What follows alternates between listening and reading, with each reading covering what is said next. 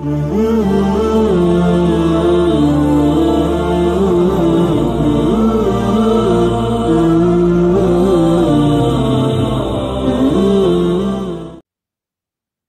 بالله من الشيطان الرجيم. بسم الله الرحمن الرحيم.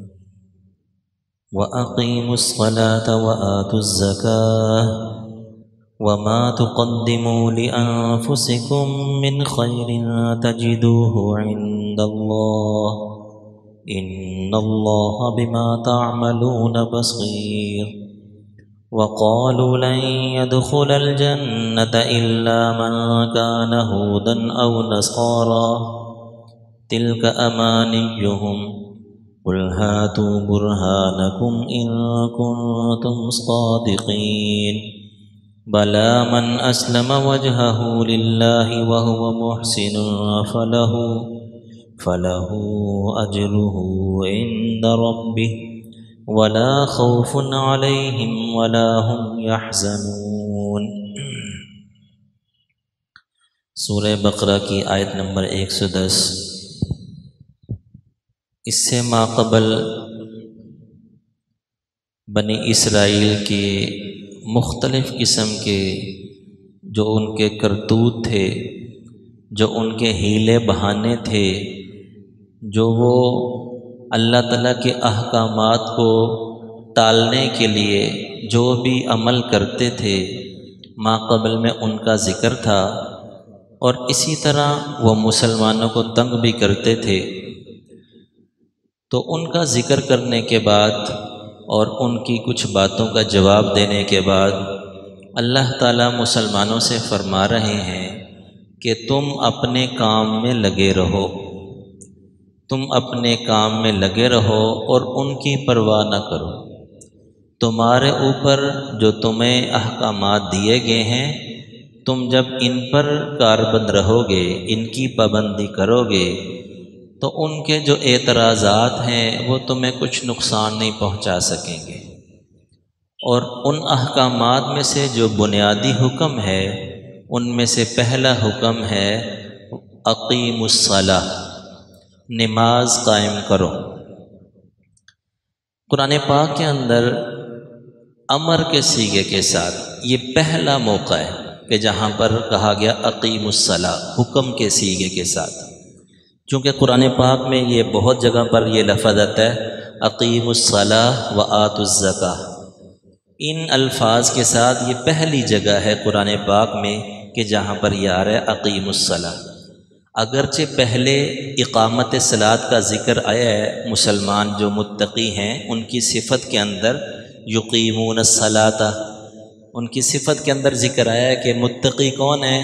جو اقامت صلاۃ کرتے ہیں، نماز قائم کرتے ہیں. لیکن جو امر کا صیغہ ہے جس کو حکم کہا جاتا ہے، اس میں اس موقع پر یہ پہلی مرتبہ آیا ہے وَأَقِيمُوا الصَّلَاةَ وَآتُوا الزَّكَاةَ، کہ نماز قائم کرو. اب نماز قائم کرنا کیا ہوتا ہے؟ اقامت صلاۃ کہتے ہیں کہ اس کا ایک معنی آتا ہے کھڑا کرنا، اقامت کا معنی کھڑا کرنا، اور اس کا ایک معنی آتا ہے سیدھا کرنا. یہاں دونوں ہی مراد ہیں. کسی چیز کو مضبوط بنیادوں پر کھڑا کیا جائے تو اس کے لیے مضبوط بنیادوں کے لیے جو اس کے لحاظ رکھنا ضروری ہوتا ہے، جن باتوں کا، جب تک ان چیزوں کا لحاظ نہیں رکھیں گے بنیادیں مضبوط نہیں ہوں گی. جب بنیاد مضبوط نہیں ہوگی تو اوپر کی عمارت بھی مضبوط نہیں ہوتی. تو قائم کرنا یہ کسی چیز کو کھڑا کرنا. اب نماز کو قائم کرنا کیا ہے؟ نماز کو کھڑا کرنا کیا ہے؟ کہ اس کے شرائط اور واجبات کا لحاظ رکھنا. نماز کی جو شرائط آپ سنتے رہتے ہیں کہ اتنی شرائط ہیں، اتنے واجبات ہیں، ان سب کا لحاظ رکھیں گے تو یہ گویا کہ ہم نے مضبوط بنیادوں پر نماز کو قائم کر دیا. اور سیدھا کرنا ہوتا ہے آداب کے ساتھ، کہ آداب کا لحاظ رکھنا، کہ نماز کے کچھ آداب بھی ہیں. کہ جیسے مثلاً اب جب ہم نے قبلہ رخ کر دیا، ہاتھ باندھ لیے، اور پھر کیا سر جھکا لیا، آنکھیں جھکا لی، یہ سب آداب میں سے. فرض واجب نہیں ہے، کہ آنکھوں کا جھکانا بھی فرض واجب ہے، یہ آداب میں سے ہے۔ جب آنکھیں جھکائیں گے اس سے خشوع و خضوع پیدا ہوگا۔ تو اقیم الصلاۃ ہوتا ہے نماز کو قائم کرنا، یعنی کہ ایک کھڑا کرنا اور سیدھا کرنا۔ جب شرائط کا بھی لحاظ رکھیں گے، واجبات کا بھی لحاظ رکھیں گے، آداب کا بھی لحاظ رکھیں گے، اور اس کے اندر پھر کیا خشوع و خضوع پیدا ہوگا، اس کو کہا جاتا ہے اقیم الصلاۃ، نماز کو قائم کرنا۔ اچھا، ایک مشہور معنی ہے جو بیان کیا جاتا ہے کہ نماز کو قائم رکھنا۔ قائم رکھنا یہ ہوتا ہے کہ جیسے نماز کے بارے میں آتا ہے کہ نماز ان الصلاۃ تنہی عن الفحشاء والمنکر، کہ نماز جو ہے وہ بے حیائی کی باتوں سے اور منکر چیزوں سے روکتی ہے۔ جب نماز بندہ اللہ اکبر کہتا ہے تو لا محالہ کہ اس کے اندر کوئی بیہودہ بات نہیں کرتا، حتیٰ کہ جو جائز باتیں تھیں وہ بھی نہیں کر سکتا، حلال کام بھی منع ہو گئے۔ تو اب کیا ہے کہ بندہ جس طرح یہاں پر اپنے آپ کو اس نے بری باتوں سے روکے رکھا، تو اب اس طرح وہ باقی زندگی کے اندر بھی اپنے آپ کو برے کاموں سے روکنے کی کوشش کرے۔ اس کو کہا جاتا ہے نماز کو قائم رکھنا، اگرچہ یہ معنی اس کے منافی نہیں ہے۔ اس کا جو معنی جو پہلے بیان کیا گیا نا، نماز کو قائم کرنا، یعنی کہ اقامت صلاۃ کیا ہوتا ہے، اس کو کھڑا کرنا اور سیدھا کرنا، وہ نفس معنی ہے۔ اور یہ جو معنی عام طور سے مشہور معنی ہے جو علماء بیان کرتے ہیں، واعظین بیان کرتے ہیں، یہ معنی اس معنی کے خلاف نہیں ہے۔ تو گویا کہ یہ مفہوم بھی بیان کیا جا سکتا ہے، لیکن دونوں میں فرق واضح ہونا چاہیے کہ یہ معنی کے طور پر بیان نہیں کرنا چاہیے۔ نماز کو قائم رکھنا یہ ایک مفہوم نکلتا ہے کہ جس طرح بندہ نماز پڑھنے آیا اور گناہوں سے بچا رہا، تو لہذا باقی زندگی میں بھی اس کا لحاظ رکھے اور نماز کو قائم رکھے۔ یہ مفہوم گویا کہ یہاں سے نکالا جا سکتا ہے، لیکن معنی کے طور پر بیان نہیں کرنا چاہیے۔ تو گویا کہ مسلمانوں کو ایک تو حکم یہ دیا اقیم الصلاۃ، اور دوسرا حکم دیا آتوا الزکاۃ، زکوٰۃ ادا کرو۔ ایک ہوتا ہے کہ زکوٰۃ ادا کرنا کیا ہوتا ہے کہ مثلا مصرف کیا ہے، کون سے مصارف ہیں، کس کس کو زکوٰۃ لگتی ہے، زکوٰۃ کس کس کو دی جا سکتی ہے، تو یہ مصارف کی تحقیق کر کے پھر زکوٰۃ دی جائے۔ ایک ہے کہ جیسے بعض لوگ جو ہے نا بس وہ کھلے پیسے رکھ لیتے ہیں اور جو بھی مانگنے آ رہا ہے اس کو زکوٰۃ دے رہے ہیں، اس کو کہا جاتا ہے زکوٰۃ کو بندہ سر سے اتار رہا ہے، اس سے زکوٰۃ ادا نہیں ہوتی، کیونکہ زکوٰۃ تو ادا کرنے کا حکم ہے۔ جیسے کہا جاتا ہے نا کہ میں نے اپنے بال بچوں کا حق ادا کر دیا۔ اب حق کب ادا کرتا ہے؟ بندہ ان کو پڑھاتا لکھاتا ہے، تعلیم و تربیت کا لحاظ رکھتا ہے، پھر ان کی شادیاں کر دیتا ہے، تو بندہ کہتا ہے یہ ہم نے تو ان کے حق ادا کر دیے۔ گویا کہ اس طرح ایک کام کیا تو اس کو کہا جاتا ہے کہ حق ادا کر دیا۔ تو زکوٰۃ بھی تو ادا کرنے کا حکم ہے، تو زکوٰۃ ادا ہوگی کہ جب اس کے مصارف تحقیق کر کے وہاں تک زکوٰۃ ادا کر دی جائے، اس کو کہا جاتا ہے زکوٰۃ ادا کرنا۔ تو دوسرا حکم یہ دیا وآتوا الزکاۃ، زکوٰۃ ادا کرو، اور پھر آگے بتلا دیا کہ تم جو بھی عمل کرو گے، تم نے جس درجے کی نماز پڑھی اور جس طرح کی زکوٰۃ دی، وما تقدموا لانفسکم من خیر تجدوہ عند اللہ، جو بھی تم بھلائی کی چیز آگے بھیجو گے، لانفسکم، اپنے لیے۔ گویا کہ یہاں سے اللہ تعالیٰ نے فرما دیا کہ نماز پڑھ کے کوئی احسان نہ کرے اللہ پر کہ اللہ کا حکم پورا کیا، زکوٰۃ ادا کر کے کوئی اللہ تعالیٰ پر احسان نہ کرے، بلکہ اللہ تعالیٰ فرما رہے ہیں یہ جو تم کر رہے ہو اپنے لیے کر رہے ہو، اس کا فائدہ تمہیں پہنچنے والا ہے۔ اللہ تعالیٰ پوری کی پوری دنیا اگر اللہ تعالیٰ کی فرما برداری پر آ جائے تو اللہ تعالیٰ کی شان میں پوری مخلوق کی فرما برداری کی وجہ سے اللہ کی شان میں ذرہ پر اضافہ نہیں ہو سکتا۔ ہماری فرما برداری کیا، جو ہم نے فرما برداری کرنی وہ تو اپنے لیے، اور ساری کی ساری مخلوق اللہ کی نافرمان ہو جائے تو اللہ تعالیٰ کی شان میں ذرہ بر بھی کمی نہیں کر سکتے۔ تو گویا کہ فرما برداری اور نافرمانی کا تعلق بندوں کے ساتھ ہے۔ تو اللہ تعالیٰ نے فرما دیا لانفسکم، جو بھی تم بھلائی کا کام آگے بھیجو گے اپنی ذات کے لیے، تجدوہ عند اللہ، اس کو اللہ کے ہاں پالو گے، گویا کہ اللہ تعالیٰ اس کا اجر تمہیں دے گا۔ ان اللہ بما تعملون بصیر، بے شک اللہ تعالیٰ بما تعملون، جو بھی تم عمل کرتے ہو بصیر، دیکھ رہے ہیں۔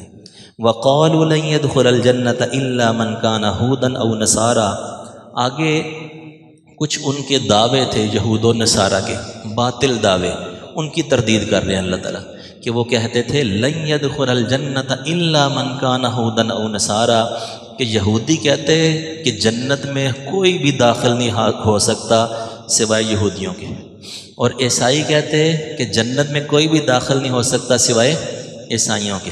تو اللہ تعالیٰ نے فرمایا تلک امانیہم، یہ ان کی آرزویں ہیں۔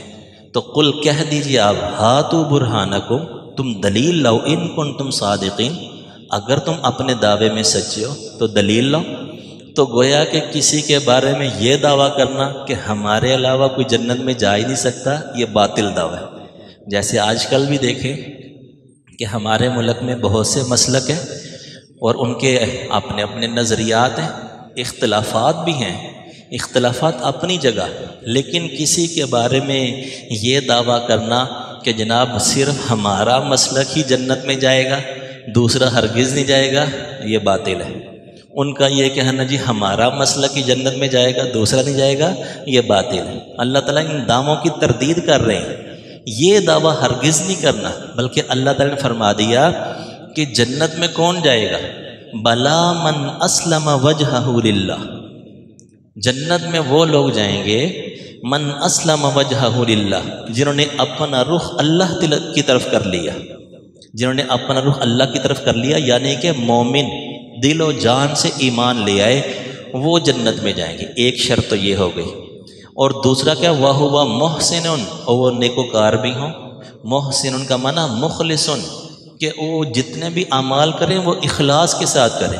اب یہاں سے منافق لوگ نکل گئے، چونکہ بظاہر تو وہ بھی اپنا رخ اللہ کی طرف کرتے تھے اور ایمان کا دعویٰ کرتے تھے، لا الہ الا اللہ پڑھتے تھے، لیکن وَهُوَ مُحْسِنٌ، وہ مخلص نہیں تھے۔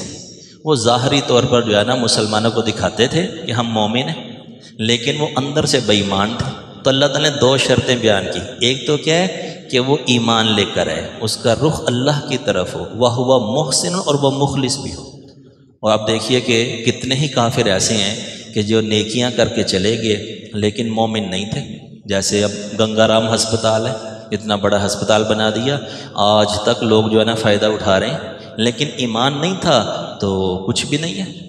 جتنے بھی کافر لوگ کوئی نیکی کرتے ہیں تو اللہ تعالیٰ دنیا کے اندر ہی ان کو جزا دے دیتے ہیں، کوئی بدلہ دے دیتے ہیں، کوئی فائدہ پہنچا دیتے ہیں، دنیا کے اندر ہی حساب کتاب برابر کر دیتے ہیں۔ حالانکہ اللہ تعالیٰ اگر نہ بھی دیں پھر بھی بندہ تو اللہ تعالیٰ کے احسانات میں ڈوبا ہوا ہے، اس کے باوجود بھی اگر کوئی کافر نیکی کر لیتا ہے، اچھا کام کر لیتا ہے، تو اللہ تعالیٰ دنیا کے اندر ہی اس کو بدلہ دے دیتے ہیں۔